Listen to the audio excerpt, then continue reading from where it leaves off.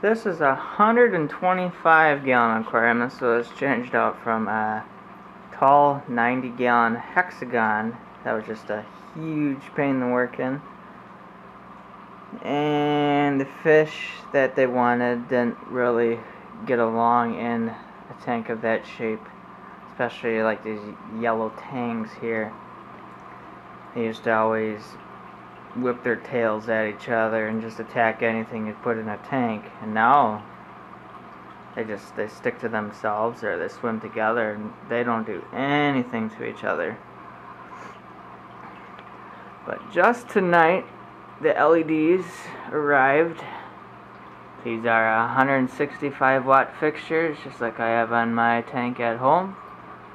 Just this one. They're getting by with 2 of them on a 6-foot tank, and it actually does a really good job covering the whole tank, and that they're only probably about 4 inches above the water, and they're still lighting the entire thing, even the center.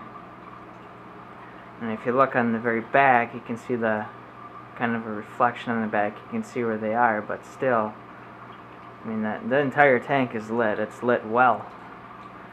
Ain't no dim nowhere. And this is a marine land tank, so it has the overflows on the side.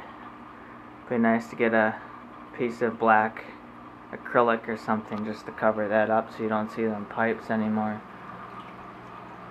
And for flow, we have a pair of the Magnum 6s.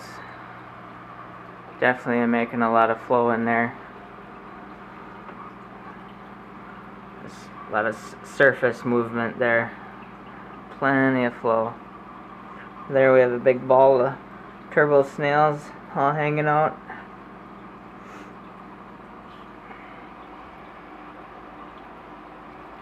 And I just have a hole drilled in each corner of the canopy to run the plugs through. And in the center here is a feeder. Drops pellets and flakes in there for them automatically, so they don't have to worry about that. Yeah, works well. Pretty impressed. Just 2, not the usually you'd see a 3 on a 6-foot tank. Underneath here we have the sump, which was a 20-gallon aquarium. Siliconed some baffles in place, skimmer chamber, refugium, which will be in the middle. Give them a Jado I have at home, put that in there in a little spotlight or something, and a Meg 9.5 return pump. In the back, have float valves for the auto top off.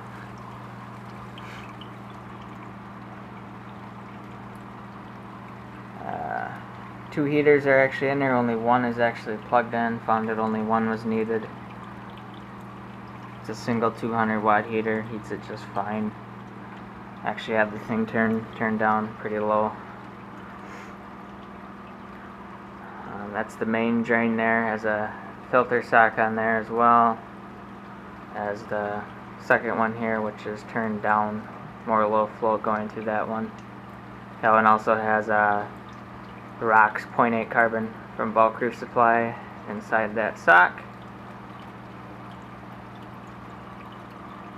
Not exactly sure what this skimmer is. There's nothing on it, no label, no name. Don't even know what it's rated for, what it's capable of, but it seems to be doing a pretty decent job so far, considering the fish have only been in here for a couple days.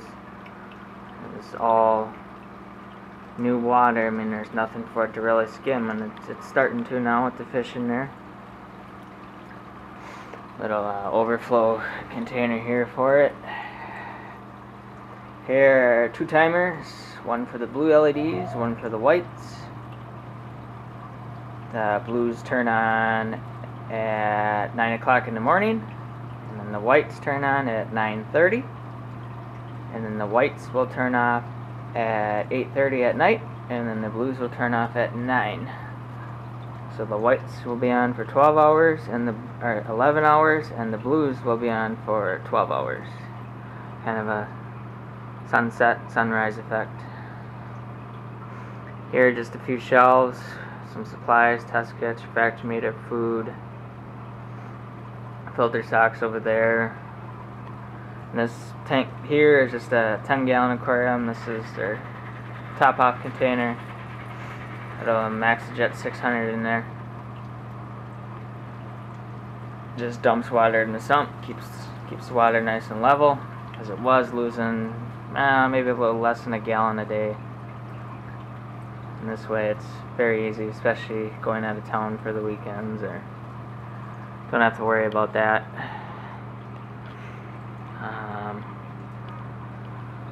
I did rig up a center support in the middle here. It's kind of rigged up. Piece of metal wrapped around there and wrapped around the board. It works, holds it good. Kind of a mess of wires down here. Be another project to get all these mounted up, just in case there is a spill. Probably not the greatest idea to have them all laying on the bottom, or they can all get wet. For the return, it's vinyl tubing, and the drain is PVC. Up there is a black sterilizer, probably hard to see, but it's an 18-watt sterilizer. And then that feeding that is only 3/4 inch PVC or flexible tubing from the pump, but then it gets converted into 1 inch to go to each side of the tank, and then a 1 inch drain. Nice loop of hose there, just so it didn't kink. A lot easier to work with it like that, kink free. Thought about using braided stuff, but that stuff was just a pain. Ended up going with just a regular vinyl.